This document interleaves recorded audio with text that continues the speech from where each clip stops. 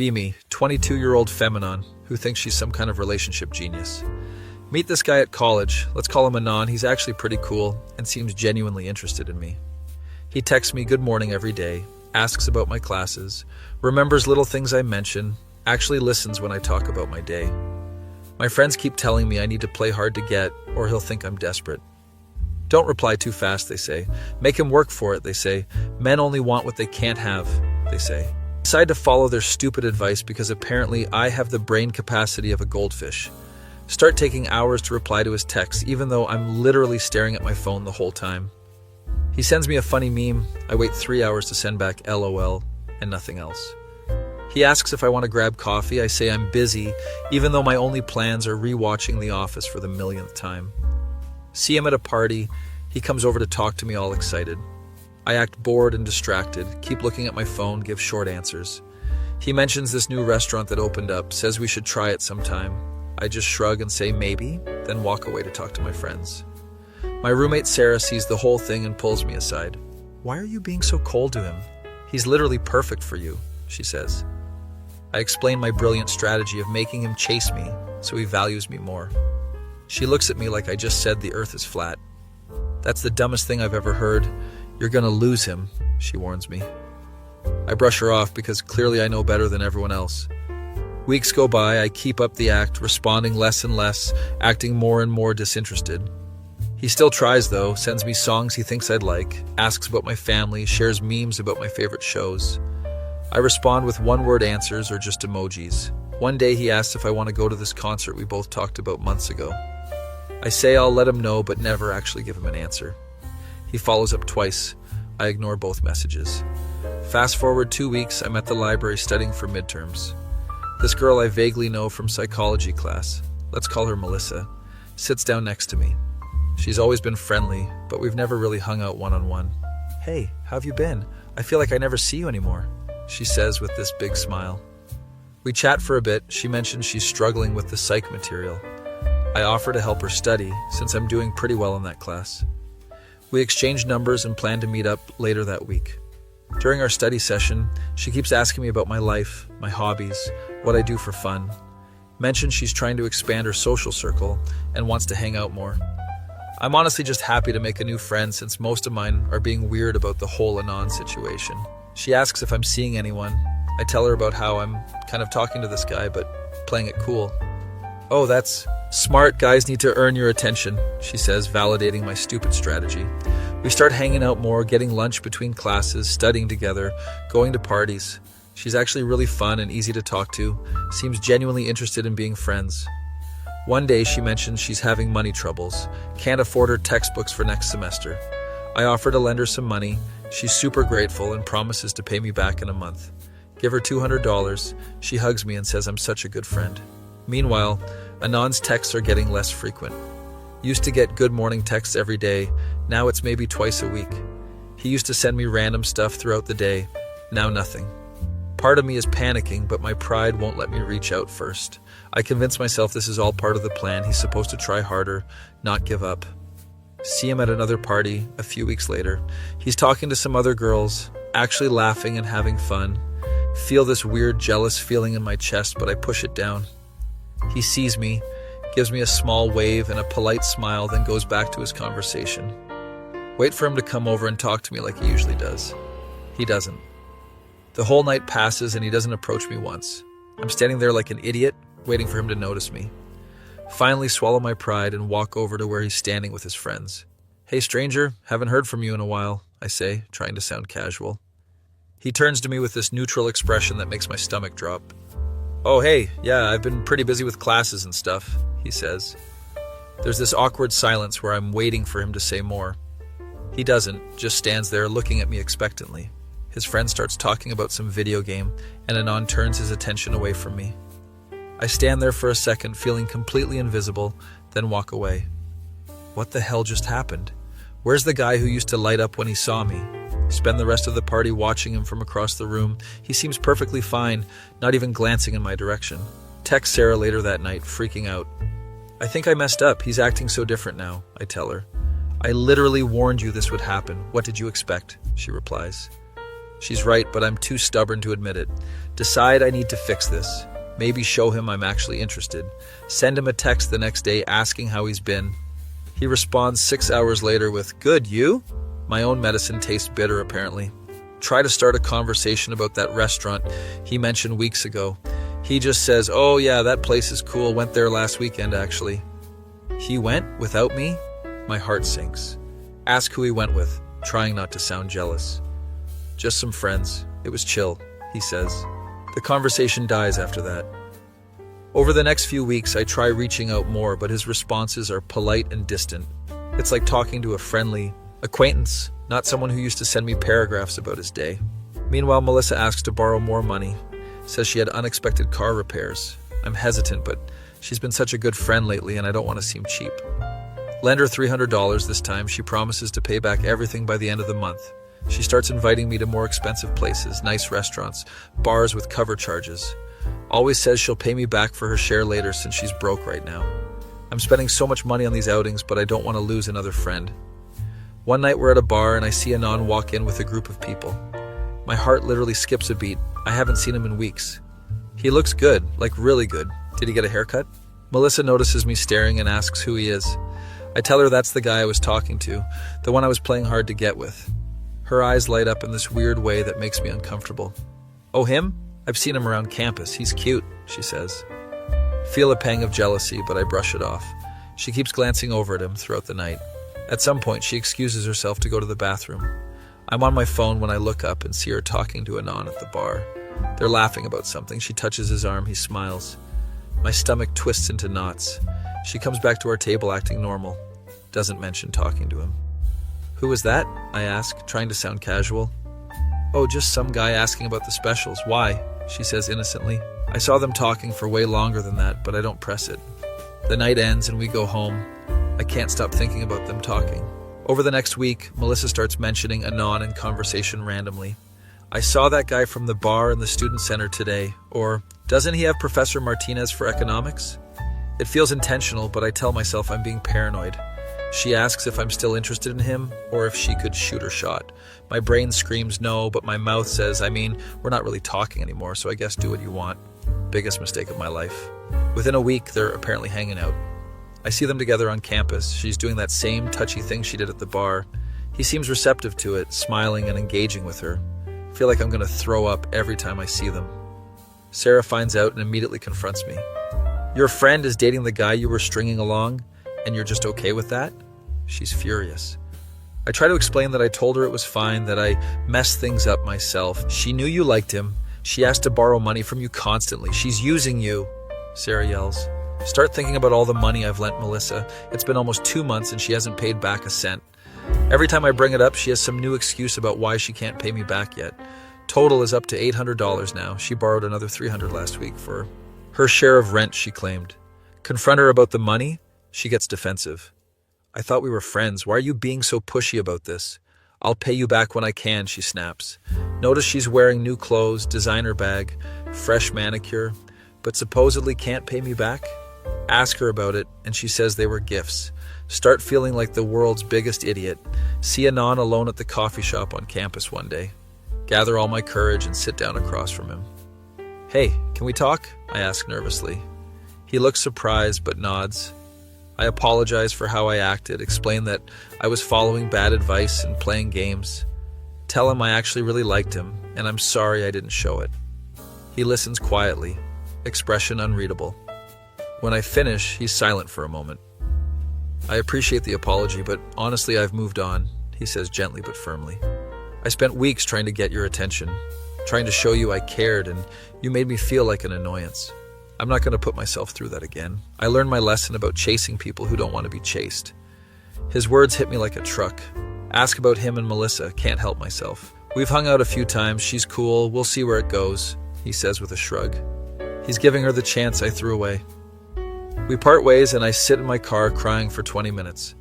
Realize I destroyed something good because I listened to terrible advice and let my ego get in the way.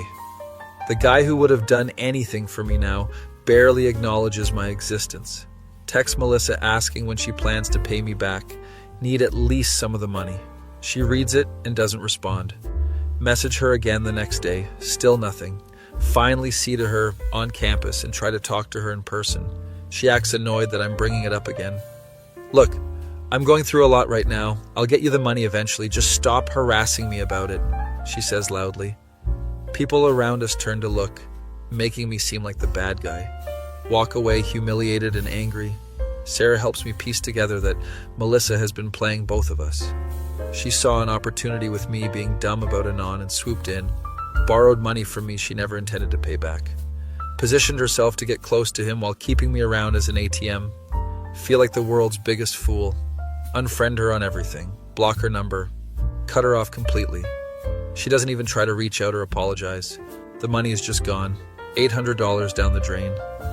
Anon has fully moved on, barely looks at me when we pass on campus. Lost both a potential relationship and a bunch of money because I played stupid games. Sarah tells me I won stupid prizes, lie in bed at night, replaying every moment I could have done differently. Every text I could have responded to genuinely. Every invitation I could have accepted. Every smile I could have given him instead of acting bored. My face when I realized I played hard to get and got played harder. My face when the nice guy who actually cared about me walked away and found someone else. My face when my friend scammed me out of hundreds of dollars while stealing my almost boyfriend. My face when I have no one to blame but myself and my own stupid pride. That feeling when you learn that playing games and dating only makes you lose. That feeling when you realize authentic connection beats manipulation every single time. That feeling when you're lying alone at night, knowing you rejected someone who genuinely cared. That feeling when you understand too late that some people only get one chance and I wasted mine. Be me, 23-year-old guy who actually believes in treating women with respect. Meet this girl in college, let's call her Phenomenon. She's smart, funny, into the same weird shows I like. We click instantly. Spend hours talking after class about everything from philosophy to which Pokemon starter is objectively the best. She laughs at my stupid jokes, actually listens when I talk about my day, seems genuinely interested in getting to know me. Start texting her every morning, sending her memes I think she'd like, asking about her classes. She responds pretty well at first. We're having good conversations. After a few weeks, something changes. Her responses start taking longer and longer, going from minutes to hours to sometimes half a day. My texts that used to get paragraph responses now get LOL or just an emoji. Ask her if she wants to grab coffee. She says she's busy, but doesn't suggest another time. See her at a party, walk over all excited to talk to her. She barely looks at me, keeps checking her phone, gives me one-word answers. Mention this new restaurant that opened up, say we should try it. She just shrugs and says maybe, then walks away mid-conversation. Stand there feeling like I just got dismissed by a teacher. My roommate Jake sees the whole thing. Dude, why are you chasing someone who clearly doesn't care? He asks. I explain that maybe she's just having a bad day, maybe she's stressed with school. He looks at me like I'm delusional. Bro, she's not interested, move on before you embarrass yourself further, he says. But I'm stubborn and stupid, so I keep trying. Send her songs I think she'd like based on stuff she mentioned. She responds with a thumbs up emoji, nothing else. Ask about her family after she mentioned her sister was sick. She says she's fine, and that's it. Share memes about her favorite shows, the ones we used to bond over. Sometimes she doesn't even respond at all. Remember that concert we both talked about months ago? Her favorite band is coming to town. Buy 2 tickets before they sell out. Ask if she wants to go. She says she'll let me know. Wait 3 days. No response. Follow up, asking if she checked her schedule. Nothing.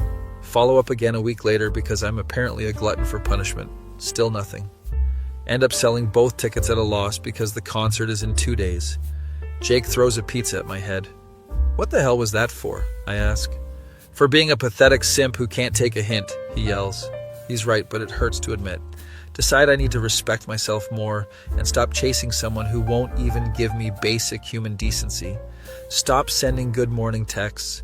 Stop sharing random stuff throughout the day. Stop asking her to hang out. If she wants to talk to me, she can reach out.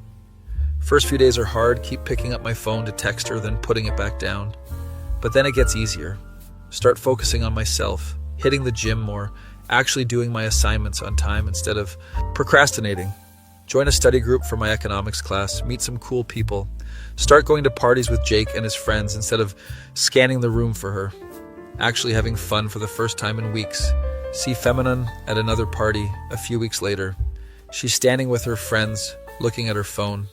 Feel that familiar pull to go talk to her, but I squash it down, give her a small wave and a polite smile, then go back to the conversation I was having. I'm talking to these girls from my study group about our professor's ridiculous accent. We're laughing and joking around. I'm not even thinking about Feminine anymore. Suddenly she walks over to where we're standing. "Hey stranger, haven't heard from you in a while," she says. The audacity of this girl to act like I'm the one who went silent. Turn to her with the most neutral expression I can muster. "Oh hey, yeah, I've been pretty busy with classes and stuff," I say. Wait for her to say something else. She just stands there. My friend Marcus starts talking about the new Elden Ring DLC, and I turn my attention to him. Can feel her standing there for another minute before she walks away. Jake elbows me in the ribs. "Holy shit, dude, you actually did it. You didn't chase her." He's proud like I'm a puppy who finally learned to sit.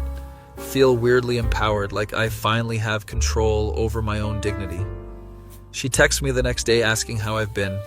6 hours later, I respond with, "Good, you?" She tries to start a conversation about that restaurant I mentioned ages ago. "Oh yeah, that place is cool. Went there last weekend, actually," I reply. "Went with Jake and some friends after I stopped waiting for her to exist in my life." She asks who I went with, can tell she's fishing. "Just some friends. It was chill." I keep it brief. Conversation dies and I don't revive it. Over the next few weeks, she reaches out more, but I keep my distance. Respond politely, but don't engage beyond surface level. I'm not trying to be mean, I'm just protecting my peace. She had months to show me she cared, and she chose not to. I'm not about to jump back into that cycle. One day, I'm at the campus bar with some friends. We're playing pool and drinking cheap beer, having a good time. This girl from one of the parties approaches me at the bar. Recognize her as Feminine's friend, think her name is Melissa or something. "Hey, you're in Professor Martinez's econ class, right?" she asks with a big smile. Actually, I'm not, but I don't correct her. We chat for a bit. She's friendly and engaging, asks about my major, my hobbies. She laughs at my jokes, maintains eye contact, actually seems interested. It's refreshing after months of feeling like I was annoying someone.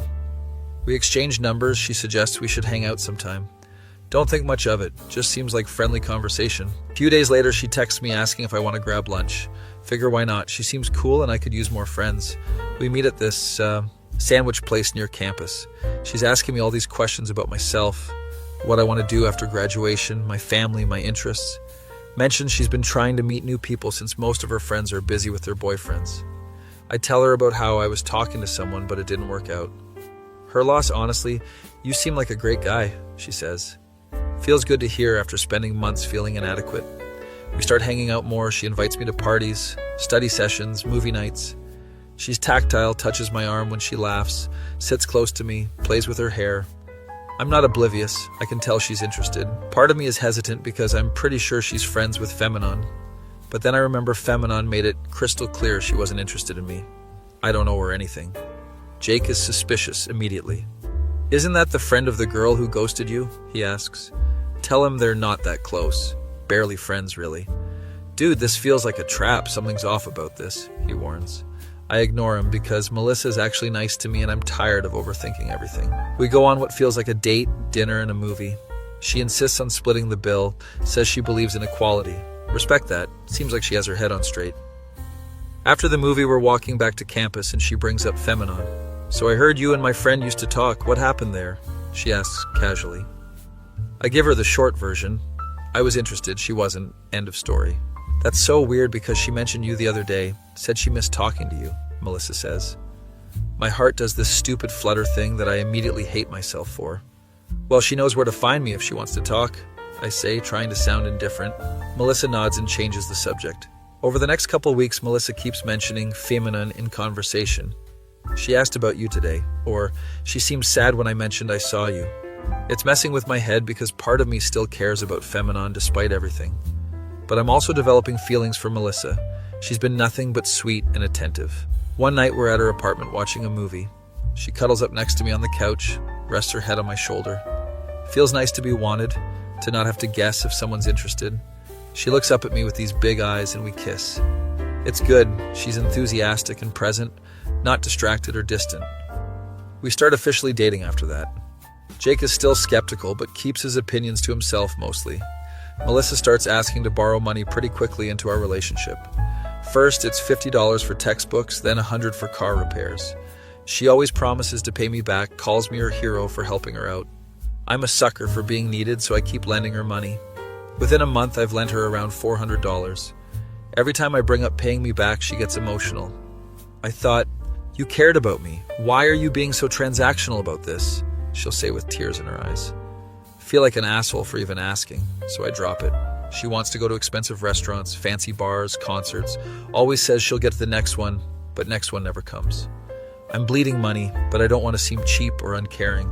My savings account is looking pathetic. Jake finally sits me down for an intervention. Dude, she's using you, can't you see that? He says seriously. I defend her, say relationships require investment. She's going through a tough time financially. Bro, she just posted on Instagram wearing a $300 jacket. Where'd she get money for that? He shows me her post. My stomach drops, but I make excuses. Maybe it was a gift. Maybe she saved up. See Feminine on campus one day. First time we've been alone in months. She sits down across from me at the coffee shop, asks if we can talk. She apologizes for how she acted, says she was playing games and following bad advice.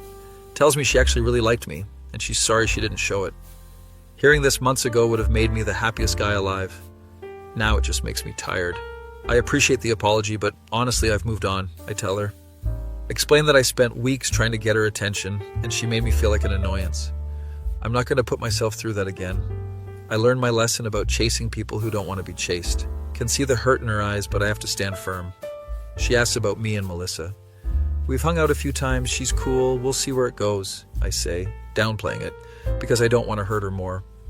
We part ways, and I feel this weird mix of closure and sadness. That night, Melissa is extra affectionate, says she heard I talked to Feminine. I'm glad you stood your ground. You deserve better than someone who plays games, she says. Asks to borrow another $200 for her rent, says her roommate bailed on her share. I'm hesitant, but she starts crying about how stressed she is. Give her the money. She kisses me and says I'm the best boyfriend ever. Total money lent is now at $600. Few weeks pass. Melissa is acting weird, distant. She's always on her phone, cancels plans last minute, seems distracted when we're together. Ask her if everything's okay. She snaps at me. Why are you always questioning me? Do you not trust me? She says defensively. Apologize even though I didn't do anything wrong. Jake corners me after class one day, looking furious. I need to show you something, but you're not going to like it, he says. Pulls out his phone and shows me screenshots from a group chat. Apparently Melissa has been talking shit about both me and Feminine to mutual friends. Anon is so easy to manipulate, he'll give me money for anything if I cry a little, one message reads. Feminine is such a dumbass, can't believe she actually thought we were friends. Easiest 800 I ever made, another says. Feel like I've been punched in the stomach. There's more, she's been bragging about playing us both, getting money from Feminine while dating me. She specifically targeted me because she knew I was vulnerable after being rejected. Saw an opportunity and took it. I feel sick, actually might throw up. Where did you get these? I asked Jake. Turns out one of the girls in the group chat felt bad and sent him the screenshots. Confront Melissa that night, show her the screenshots. She tries to deny it at first, says they're fake, that someone's trying to break us up. I don't buy it. The writing style, the details, it's clearly her. She switches tactics, starts crying, saying she did care about me but was going through stuff. What about all the money? What about Feminine? I ask. She gets angry, says Feminine deserved it for being a bad friend. And you were so desperate for attention after she rejected you. What did you expect? She says cruelly. There it is, the truth finally coming out. Tell her we're done. I want my money back. She laughs in my face. Good luck with that. I don't owe you shit. Those were gifts, she says. You said they were loans. You promised to pay me back. I'm trying not to yell. Prove it. Oh, wait. You can't because you were too trusting to get anything in writing. She smirks. She's right. I have no proof. Just text messages that could be interpreted either way. Storm out of her apartment feeling like the world's biggest idiot. Jake is waiting in the car, drives me home while I stare out the window in silence. Lost $600 to someone who was playing me from day one. Spend the next few days in a depression hole, skipping classes, ignoring texts. Finally drag myself to class a week later. See Feminine in the hallway looking upset. We make eye contact and there's this mutual understanding. We both got played by the same person. She walks over to me hesitantly. "Can we talk?" she asks quietly. We go to an empty classroom and just sit there for a minute. "Melissa scammed me out of $800, she says finally. $600 for me, I reply. We compare notes, realize she was playing us against each other the whole time. She befriended Feminon, borrowed money she never intended to pay back, saw that Feminon was pushing me away and swooped in, got money from both of us while probably laughing behind our backs. "I'm so sorry," Feminon says, tears running down her face. "For what?" I ask. "For being so stupid with you, for playing games. If I hadn't pushed you away, none of this would have happened. I'm sorry too. I should have been smarter, should have seen through her manipulation," I say. We sit there in shared misery, two people who could have had something real if we hadn't been so dumb. "What do we do now?" she asks. "We learn from it, I guess," I say. We file reports with campus security about Melissa scamming students. Turns out we're not the only ones. She's pulled this shit on at least 4 other people. Campus starts an investigation, but who knows? If anything will come of it. The money is probably gone forever, spent on clothes and nights out. Feminon and I start talking more, actually being honest this time. No games, no manipulation, just two people trying to figure things out. It's not romantic, too much damage has been done for that, but we're rebuilding a friendship based on actually communicating. Jake approves of this development. "Finally, you're both acting like adults with functioning brains," he says. Months pass, we never get our money back from Melissa. She drops out of school suddenly, deletes all her social media, just disappears. Probably moved on to her next set of victims. Feminon and I are good friends now. We study together, grab food, actually talk about real stuff. Sometimes I wonder what could have been if we'd both been honest from the start. But I also learned valuable lessons about self-respect and recognizing manipulation. Stopped being so desperate for validation that I ignore red flags. Stopped lending people money without clear terms. Stopped chasing people who don't value me. Feminon learned to stop playing games and be authentic. Learned that manipulation tactics only attract manipulative people. Learned that good people will walk away if you don't treat them right. We're both better people for the experience, even if it cost us money and pride. Jake throws a party to celebrate us finally growing the fuck up, as he puts it. At the party, someone asks if Feminon and I are dating. We both laugh and say no, we're just friends. And honestly, that's enough. Having someone who understands what you went through. Someone who knows your worst mistakes and still wants to be in your life. Someone who learned the same painful lessons at the same time. A few months later, I'm at a coffee shop studying for finals. A girl asks if she can share my table since everywhere else is full. She's cute, seems genuine. We start chatting. She asks for my number and I give it to her.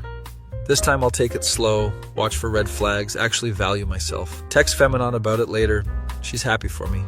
She's seeing someone too, a guy from her art class who apparently treats her well. We both found peace in our own ways. Still think about that $600 sometimes though, that hurts. Jake says I should think of it as paying for a life lesson. Expensive ass lesson, but he's not wrong. Run into Melissa's roommate at a bar months later. She pulls me aside, looks uncomfortable. "I'm sorry about what Melissa did. I didn't know she was scamming people until it was too late," she says. Tells me Melissa was bragging about her system for getting money from people. Would befriend someone, establish trust, then slowly drain them financially. She'd done it at her previous school too, apparently got kicked out for it. Her roommate had no idea until she tried to do it to her. Feel vindicated knowing it wasn't just me being stupid. She was a professional con artist. But also feel angry that she's out. They're probably doing this to other people. Campus investigation went nowhere. Not enough concrete evidence. She's just gone, vanished with everyone's money. Meet up with Feminon, and we talk about taking legal action together. Consult with a lawyer who says without written agreements, we have no case. Another expensive lesson about getting things in writing. Decide to let it go for our own mental health. Holding on to anger about it is just letting her win twice. Focus on moving forward instead of dwelling on the past. Senior year comes around, I'm doing well, grades are good, got a girlfriend who actually respects me. Feminon is thriving too, her art is getting recognition, her relationship is solid, we still meet up once a week to catch up and study. Sometimes we joke about our Melissa era, as we call it, the time we were both idiots who got played by a master manipulator. Jake joins us sometimes, never lets us forget how stupid we were. "Remember when you both had the combined intelligence of a potato?" he'll say. We can laugh about it now even though it sucked at the time. Graduate college with Feminine in the audience cheering for me. I cheer for her at her graduation too. We stayed friends through everything, came out better on the other side. Sometimes the universe has to humble you to teach you what you need to know. For me, it was learning self-worth and recognizing manipulation. For Feminine, it was learning authenticity and honesty. For both of us, it was learning that cheap lessons don't stick, expensive ones do. Still wish I had that $600 back though. Could have bought so many pizzas with that money. Jake says the real treasure was the lessons we learned along the way. Throw a pillow at his head because that's the corniest thing I've ever heard. But also he's kind of right. My face when I realized the girl I was dating was literally using me as an ATM while shit-talking me to her friends. My face when I found out she specifically targeted me because I was vulnerable after rejection. My face when both me and my former crush got scammed by the same person who played us both. My face when I learned that desperation makes you blind to obvious red flags. That feeling when you lose $600 to someone who never cared about you at all. That feeling when you and your former crush bond over being victims of the same con artist.